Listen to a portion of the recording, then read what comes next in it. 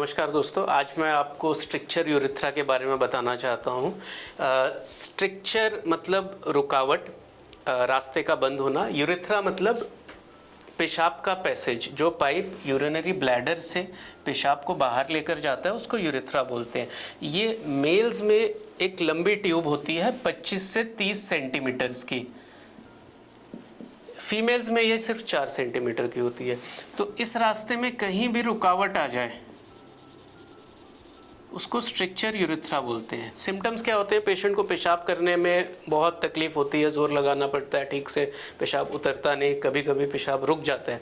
तो इसके मुख्य कारण क्या है, ये क्यों होता है? तो मेनली इसके दो कारण हैं। इन्फेक्शन, क्रॉनिकली पेशाब के रास्ते में इन्फेक्शन है, या तो बैक्टीरियल इन्फेक्शन है या कुछ सेलेक्टेड इन्फेक्शन जैसे गनोरिया लंबे समय तक है तो वो स्ट्रिक्चर बनाता है। दूसरा ट्रॉमा, एक्सीडेंट, जिसमें रोड ट्रैफिक एक्सीडेंट है जिसमें हड्डी टूटती है इस एरिया की, पैरों की या हिप्स की हड्डी, उसमें ये ट्यूब डैमेज हो जाती है। एक और टिपिकल ट्रॉमा है मैन होल में गिरना। अगर एक पाँव अंदर एक पाँव बाहर होकर मैन होल में गिरे या कोई भी ऐसी चीज़ पर गिरे जहाँ पर चोट पैरों के बीच में लगती है तो ये एरिया डैमेज होकर स्ट्रिक्चर बना देता है।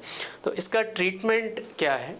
इसके दवा से ये ट्रीट नहीं होता। अगर आपको स्ट्रिक्चर यूरेथ्रा डायग्नोज हुआ है तो भूल जाइए, आप प्लीज़ चक्कर मत लगाइए देसी दवा विदेशी दवा, ये दवा से नहीं, ये एक पाइपलाइन में ब्लॉकेज है जो दवा से नहीं खुलेगा। अब इसके दो तरीके हैं ट्रीटमेंट के। एक है एंडोस्कोपिक, बिना कट बिना चीरे के यहाँ से दूरबीन डालकर इसको लेज़र से खोल देना। दूसरा है चीरा लगाकर। जैसा कि आप सुनते होंगे, सर्जरी ओपन सर्जरी से एंडोस्कोपिक मिनिमल इन्वेजिव की तरफ ही जा रही है, लेकिन ये एक ऐसी बीमारी है जहां एंडोस्कोपिक होता था पहले, अब चीरे वाली सर्जरी पे हम आ गए हैं क्योंकि रिज़ल्ट उसके कहीं बेटर है। एंडोस्कोपिक सर्जरी को हम OIU या VIU बोलते हैं। जो चीरे वाली सर्जरी है उसको यूरेथ्रोप्लास्टी बोलते हैं। मैं आपको बताता हूँ ये क्यों सुपीरियर है यूरेथ्रोप्लास्टी। OIU मतलब ऑप्टिकल इंटरनल यूरेथ्रोटोमी। इसमें दूरबीन से इस रास्ते में जाकर लेज़र से कट करके या इस एरिया को चौड़ा करके हम छोड़ देते हैं, but over a period of time ये एरिया फिर से, क्योंकि ये एरिया ख़राब है तो ये फिर से चिपक जाता है। लेकिन यूरेथ्रोप्लास्टी में हम क्या करते हैं, चीरा लेकर इस स्किन को रिप्लेस कर देते हैं।